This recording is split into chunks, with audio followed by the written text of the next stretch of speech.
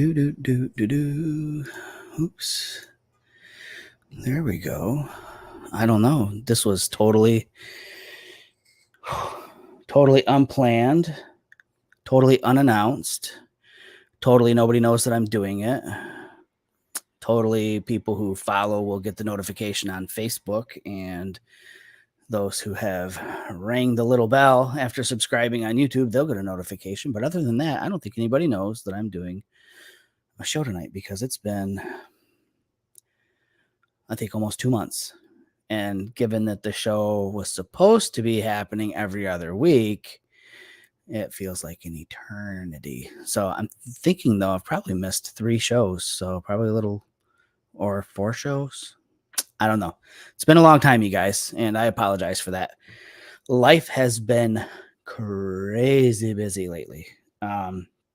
So as many of you know, I moved Shelly down here from Grand Rapids. So she is all moved in. That occupied a week of, I think there was going to be a show. I don't remember if it was the week before, the Wednesday, Thursday before she moved in, or if it was the whatever after. But as you can imagine, moving in, there's a lot of moving parts to that, and settling and moving stuff around and getting house prepared. So that occupied a little bit of time. And then I want to, without trying to break my brain, I'm thinking that maybe I had something going on with work that got in the way one week. And then I think another show, I'm really not sure. I've totally lost track of why and how I've fallen off the radar from doing the show. Although I do get people every week ask, when is the show? When is it coming on? Dwayne Hudson has been a good person to push me and ask about the show. And in all honesty, I haven't talked to Jerry in a while, so I don't even know if he wants to do the show anymore. He hasn't reached out and said or asked if we're doing a show or not. So I don't know if he still wants to do it or if he just figured I gave up, so he gave up. But regardless, I figured the least I could do is, I don't know, drop in and just say, hey, I'm still here. I'm still taking photos fairly regularly. It's just been eking out the time. Hey, how's it going, Margot? I don't even know if I've ever seen you in the chat room before. But just trying to eke out the time to do the show. Like I said, life has just been crazy hectic. But I'm hoping that once I get kind of into October a little bit, my time frees up. A lot of my day job has just, it's kept me so busy that by the time I'm done in the evening, I'm done. I get home and I'm like, I'm kaput. Last night, I think it mentally came to a head. I came home and I said I was going to lay down on the bed for a few minutes at like 7. And then I woke up the next morning at 5:45. So apparently I needed what Shelly would call a sleeping day. I took my sleeping day in the middle of the night.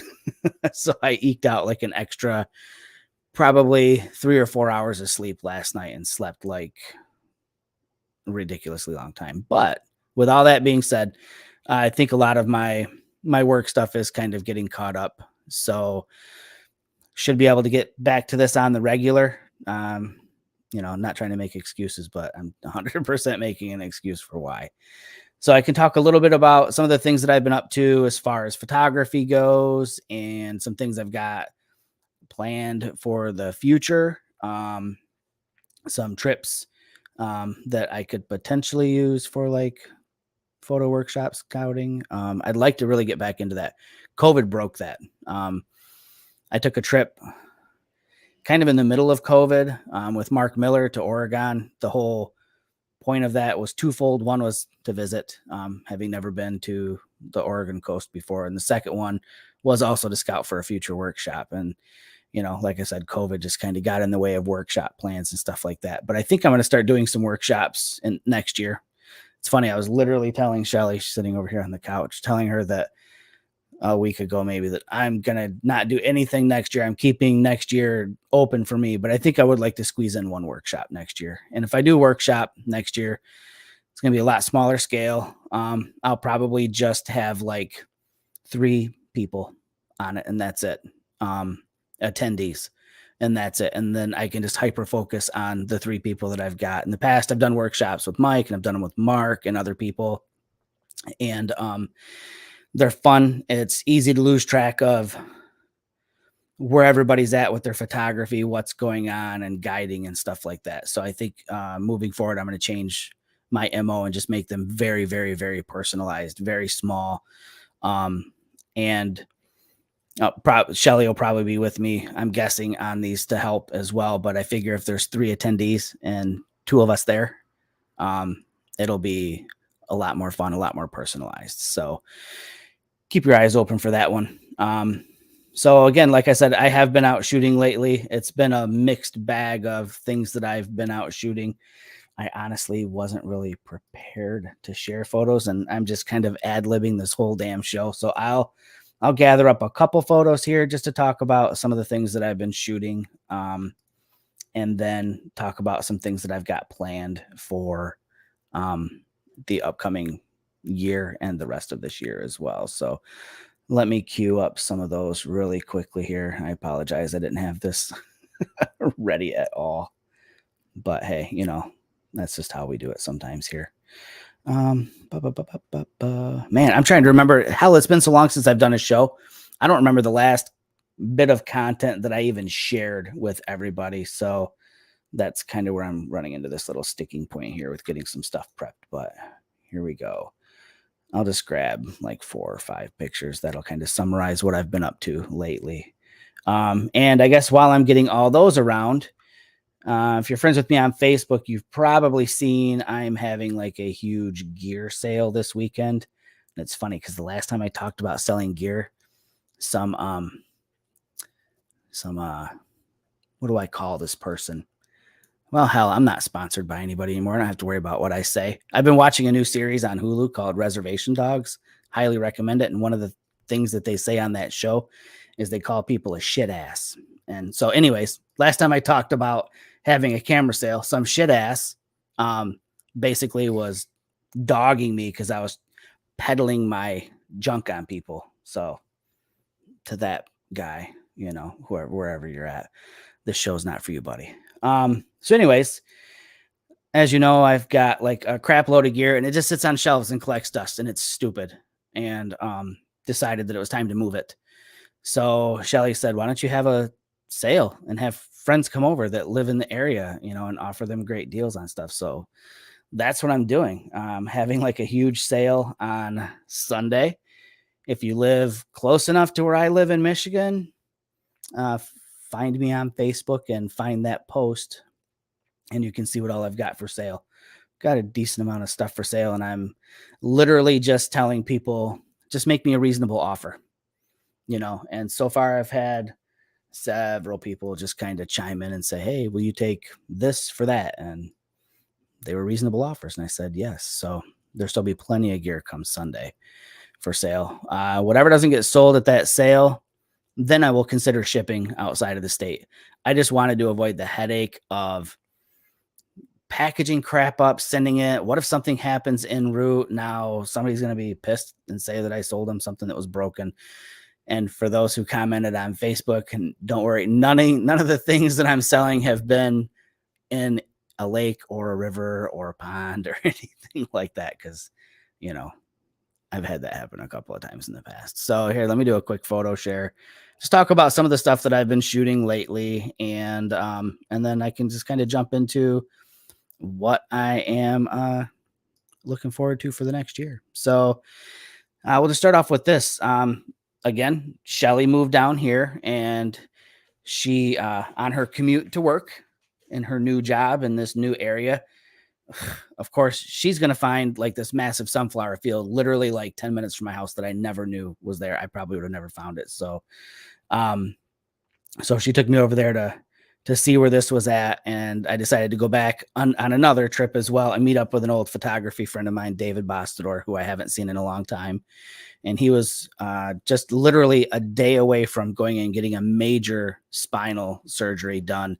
And he asked me where the sunflower field was at, if I would tell him. And you know how it is. If you share a location like this, so many people will just start wading out into the middle of the field and taking pictures and just kind of wrecking it for everybody. So I was a little hesitant on who I shared stuff with, but David is, I've known David since I was 7 and I'm like 500 years old. So I trusted him with everything. So I met Dave out there again the day before he was supposed to go for the surgery, and we shot out there, and we lucked out. The night we were there, the sky was just super crazy dynamic. So I went out there with Dave. It did some shooting, and what's funny is you probably can't see it in this shot, but I removed his truck from the photo. And while we were shooting, I got lucky enough to where there was a flock of migrating geese that moved through. So I just waited for them to get in frame and made sure I snapped that frame while they were there. For those gearheads wondering, yes, it's Sony again. This was the A7 III, and this is the Tamron 17-28. Single frame exposure, no bracketing. I haven't bracketed since I started shooting full frame. And honestly, I stopped bracketing even with Olympus because I found that I got a lot more dynamic range from my Olympus cameras if I shot in handheld high. Oh my God. I have a glass of scotch here. I haven't even touched it yet, and I'm already slurring. If you shoot in handheld high res mode on the Olympus cameras, I find that the dynamic range is getting really close to some of these full frame cameras. So that's just kind of a little tip. I thought it might make sense if I threw that out there. Oh, I just totally got rid of my screen. Let me fix that here.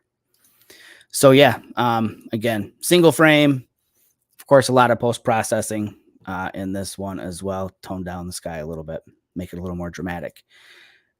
This one, I did a technique to this, but the lighting and everything is pretty much straight out of camera. This is with again, the Sony A7 III, but this is with Tamron's 75-180. And I shot with this purposely, this lens, so that I could zoom in and compress that background, compress the foreground as well, and just kind of give this, it's almost like a tilt shifty kind of feel to it. But the treatment that I did on this is one of my favorite techniques, and that is to jump over into Luminar. And they have this mode, I think it's called Mystical or something like that. It gives this really cool, like soft, I don't want to call it fuzzy, but it's just a really soft, glowy edged look to a lot of your scene. And then I'll go in and then I'll mask out that effect in an area that I don't want to have it because I want it highlighted. So, for this one, it would be, these middle sunflowers right here. I mask those out. There's no glowy edges on those, but you can see over here, I mean, it's out of focus as well, but they tend to have a glow to them as well. So that's just a fun technique that I've been doing probably over the last, I'd say year and a half, maybe, in my photography, is doing my light edits in Lightroom, maybe shooting out into Photoshop if I need to content aware fill an area to get rid of a house or a telephone pole or something like that. And then going from Photoshop into Luminar just for that filter. And you can do the same technique. It's kind of like the Orton effect. And if you just Google that, ORTON, Orton effect, it's a technique you can do in Photoshop, but it's so much faster to just do it in Luminar and then mask out where you don't want it to happen. In Photoshop, it involves, several layers and stuff like that. Finally, the last sunflower pick. Again, kind of the same treatment, believe it or not. I know they look so completely different, but I did the same technique here as well. And this was shot with the Samyang 14mm f2.8. Really no effort put into a photo like this. Honestly, I didn't want to trudge into their field. So I was standing next to the row closest to the edge of the street and stuck my arm inside of the sunflowers and tilted it up and shot. And it took like 2 shots, I think, to get one where I had the sunflower in focus that's in the center of the frame. And then again, I did the same technique here. I just went in to Luminar. I gave it that glowy edge. And yes, I completely cheated in Luminar and increased the sun rays here by adding sun rays in Luminar. I know if you use Luminar a lot, you probably recognize that instantly, but something that I did that I don't see most people do when they use that sun ray thing in Luminar you can go back in and erase where that effect is at. So I erased it off of this center sunflower here where the sun is supposed to be behind it. I'll see a lot of people drop the sun like right here in this spot and then leave it, which is totally not as believable because the sun is behind the sunflower. So I masked out and erased it from being in front of the sunflower. Kind of makes it a little bit more believable. And I also did the same thing as well, in a few different spots by erasing rays where they probably shouldn't be. So again, just a little bit of a behind the scenes of how they were processed. And another one, this was from, I think, 2 weeks ago. There was a chance for aurora, a pretty good chance actually. And I just decided to say, screw it, I'm going to go for it, and took off. I don't even remember what time I left, but I drove a little over 3 hours up to Ludington. It's a town here on Lake Michigan, again, about 3 hours north of where I live. And there are other spots that are probably more popular for shooting the Northern Lights. In Michigan, a popular one is the Mackinac Bridge, which is way cooler than the Golden Gate Bridge. I've seen them both. Trust me, Mackinac is better. But Mackinac Bridge is a popular spot. There's another lighthouse called Point Betsy that's in a really dark area. It's a gorgeous lighthouse right on the water. And then there's another one, Little Sable Point. All of those are amazing locations to shoot Northern Lights, but they're also amazingly popular locations with just anybody who's hoping to go see the Northern Lights. So I decided that instead of going to Little Sable Point, which was probably 35 minutes closer than this lighthouse, or instead of driving another hour or so further north to Point Betsy, or another couple of hours further beyond that, even to Mackinac Bridge, I decided I'd give Ludington a shot. And I'm glad I did, because when I got out there, there was no one on the pier. And I got out there before sunset at probably about 7. I was out there long enough to catch sunset, and I stayed out there until midnight, and no one was out there but me. So I was super pumped to have the whole pier to myself and be the only person that got Northern Lights that night out there with this as their foreground. And something else I want to point out too. So when you're shooting Northern Lights, I love Northern Light shots where you're just like looking up at the lights. It's amazingly cool, but I'm a sucker for having something in the foreground to add to your scene. And in Michigan, we've got so many damn lighthouses. You'd be kind of crazy not to want to do that. So that's what I did here. And for anybody who is curious about shooting Northern Lights, I just want to throw a couple of little bits of information out there. Number one, we are just now probably like a third of the way into our current solar maximum cycle. So over the next couple of years, it's going to continue to ramp up. We're going to see more and more opportunities for shooting the Northern Lights. So I'll just throw this out there. I use Aurora Pro on my Android phone.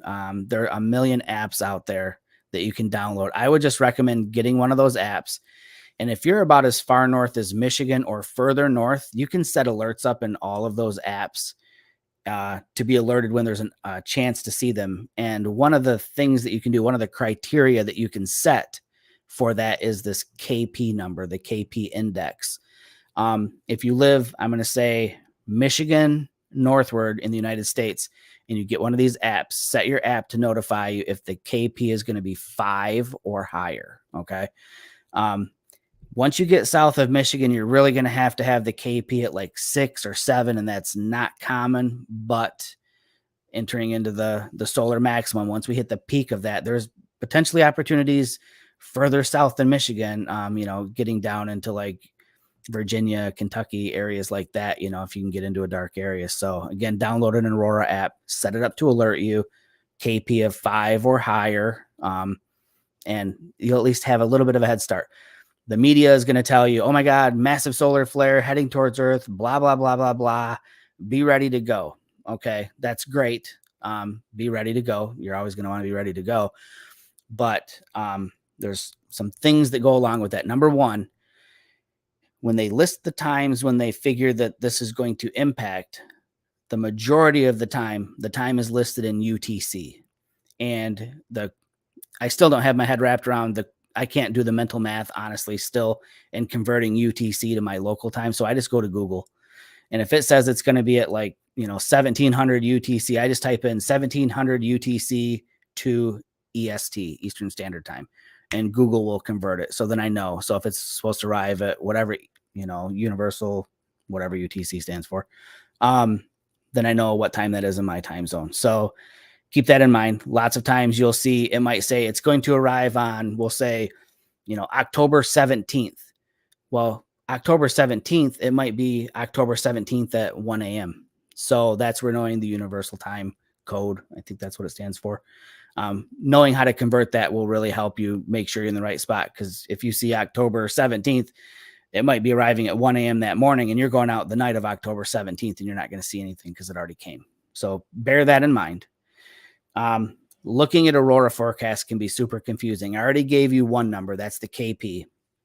The other number that is equally as critical as the KP number, and honestly more critical in my opinion, is another number that you'll see on all these forecasting sites, and that's the BZ, Bravo Zulu, BZ. The BZ is basically the magnetic lines on the Earth and how far south they dip. You want to look for a BZ number that is as low as possible, preferably in the negative range. So the night that I shot this was a KP. I think at the time when this hit, I think the KP was only at 4, but the BZ had dipped down to like -12 for like 10 or 15 minutes. We'll get to the time thing here in a second because that's important too. But so the KP wasn't really high, but the BZ had gone negative far enough to where it still made the aurora visible. So again, the two most critical factors, KP 5 and above, and a BZ that's dipped south or negative. Okay, so those are very important. And the part about time that I said I'd allude to here in a second was this. This was fleeting.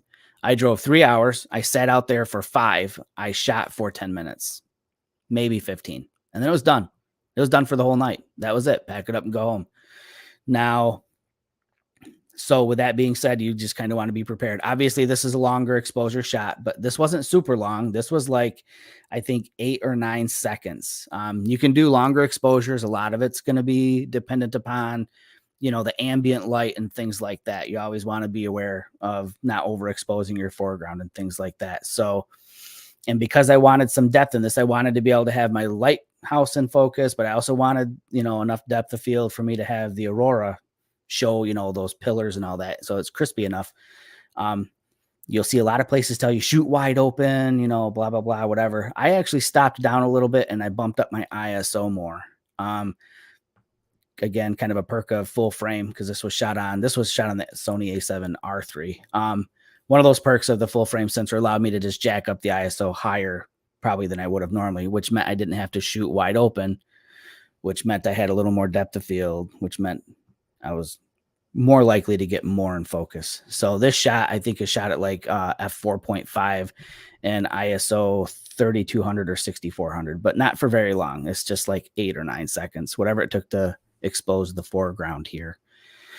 And I know I'm throwing a lot of information really fast at you. So rewind this after the show's done over on YouTube and go back and play it back and take notes. But I would just love to see other people get the opportunity to shoot this again as the next year to 2 years rolls on. These opportunities will be more and more common. I'm fingers crossed from everything I'm reading. There's really big hopes that this solar maximum is going to be really big. So it might be, kind of one of those once in a lifetime opportunities. And I don't recall off the top of my head how long solar cycles are. So I'm Googling it right now. 11 years. Okay. So every 11 years is how long a solar cycle takes. Okay. So again, we're kind of in the midst of the current solar maximum. We've got solar maximum and then we've got solar minimum. So the last 11 years was a solar minimum, or more than 11 years ago, because we're trudging forward into solar maximum. I think we peak out in 2025, if I'm not mistaken. So again, over the next couple of years, your opportunity is going to be coming. So just be ready for it. Yeah, aurora. Yay. I was talking about work and talking about being occupied and all of that stuff and it occupying a ton of my time. Well, some of the stuff that I've been doing as a community involvement part for my work is there's a festival in Jackson, Michigan called Bright Walls. It's super cool. It is a mural festival where they have artists from all over the world come in and paint literally building sized murals on the sides of the buildings. And the company I work for in my day job is a lighting company. We manufacture, we call them high bay lights.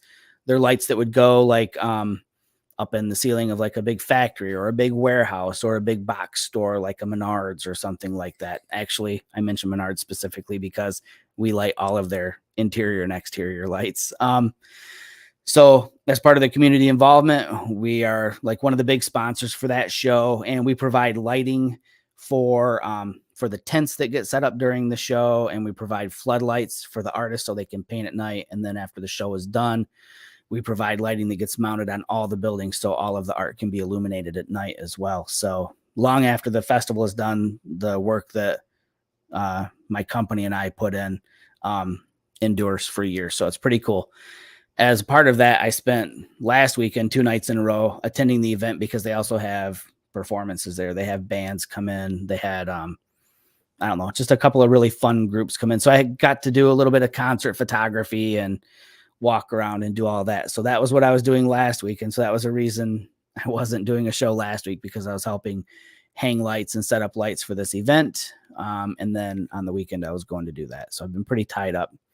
So for this, again, I took, Sony. This is the A7 III, not the R3. I just feel like the 3 does a little bit better in low light, but these are all shot. I went the first night, and I'm not a concert guy, so a couple of my shots just didn't turn out how I wanted them to. So I decided, because the way the light is always changing because it's stage lighting, they go from blue to red, they flash, they turn. All I knew is I wanted to be able to freeze people. So I jumped into shutter priority, let the camera manage the ISO and my aperture for that. So I set my shutter speed at 1/160th of a second, which was good enough to freeze pretty much all the action on stage from when these guys are moving around. And this is shot with the Tamron. This is the 28-75 at the wide end. And then I also stood back behind the crowd and I did some shots as well. And this one actually is funny because I set up the longer Tamron, the 75-180, so I could stand behind the people and shoot, but then ran up to the stage and was using that long lens zoomed up really close to get shots like this of this guy performing. And super impressed with the results with that camera as well. Again, to maintain that shutter speed, it pretty much kept everything wide open at f2.8 all the time. And the ISOs didn't have to get too high, but man, I like that you can see all the sweat glistening on this guy as he's up there performing, because it was definitely a hot night. A lot of fun, big, cool experience to be a part of. But again, it's just one of those things that's kept me super occupied. It's, again, a huge event.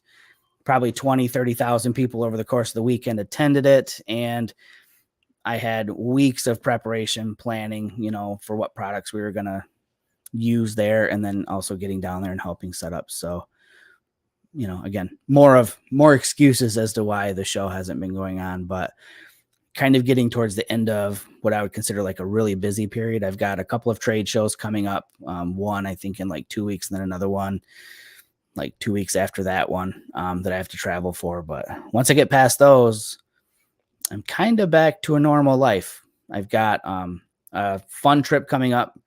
I'm taking my boys and their friend and Shelly down to Atlanta. Going to be down there for 3 days. There's a big gamer convention going on down there called DreamHack that my sons want to go to, because a lot of their friends that they game with live all over the country, and they're all coming into this big, huge trade, or I keep wanting to call it trade show, big convention. So we're going to turn them loose to go do that. And Shelly and I are going to find something to do to occupy our time. I'm hoping that maybe I can find the time to swing up to Old Car City and take Shelly there, because it's such a cool place. I'd love to get back there again and do that. So I've got that coming in November. Then I've got a break for a while. Thank God. I need a break. I'm starting to break.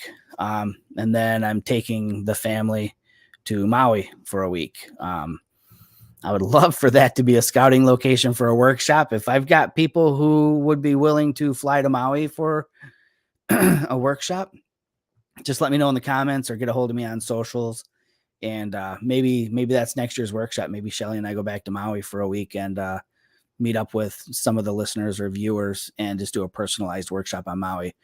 I've been there several times before, so I think with all these trips under my belt, I've got a pretty good grasp on some fun locations to shoot there. So if not, I'll be thinking about what next year is. I'm probably only going to do like one workshop.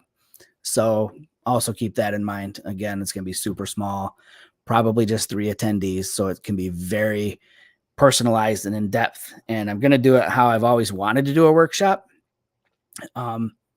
I've always wanted to do a workshop where it's very in depth in the field, but then I want to sit down and do some in-depth post-processing as well. I've got numerous techniques that I use to edit my photos that I don't always talk about or I don't share, that I haven't done tutorials or videos on and stuff like that. And it'd be fun to sit down with a small group of people and take what they've made and show them how I'm doing things, and then let them use those techniques in addition to what they already know, and just kind of see what kind of stuff they come up with. That I think it'd be a lot of fun. So that's maybe my 2023. Might be spending it with a couple of you somewhere fun. Again, I don't have a location picked out yet, but if you've been to anything I've done in the past, don't really go to boring locations. So it'll be fun for sure. And with that said, I've got a cold glass of scotch here with my name on it and a girlfriend sitting on the couch waiting for some time with just the two of us. So I am going to sign out, and I promise this isn't the end of the show, and I do apologize for the big break, but man alive, I needed to step away for a little bit and kind of get things taken care of. I'm sure you all understand everybody has hectic lives, and mine just caught up with me. So until the next show, you guys take care of yourselves out there. Get out there and keep shooting. Again, if you're near Michigan, and you want to swing up this Sunday from like, what did I say? 1 to 4? From 1 to 4. I'll have something to drink, probably something to snack on, some super cheap gear, just making off around it, all kinds of stuff from cameras and lenses to camera straps and bags and really high-end filters that'll probably go for way less than they ever should go for, stuff like that. And if not, get a hold of me after Sunday and I'll see what's left, and maybe I'll start shipping some stuff out. I really don't want to ship it out, but I might if you're cool. And if you're watching, you're cool. So, and if they're friends of you because you're watching, they're cool by association. So anyways, thanks again for dropping in, you guys. I really wasn't expecting so many people to show up. So super cool. I really appreciate. Let's see. I'm gonna answer if there's any questions in chat.